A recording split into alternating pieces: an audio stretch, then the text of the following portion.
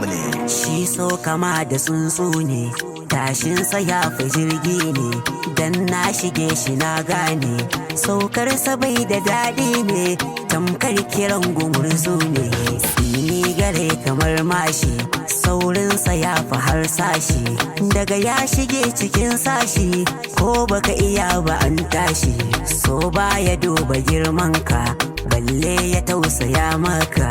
Daga ya shige a kalbinka, sai kai kama da hankaka. So mai kama da cinnaka, bai san gida ba ko burka. Shi baya duba sunanka, balle ya duba halinka. Na kasa gane aininsa, bare in furta sunansa.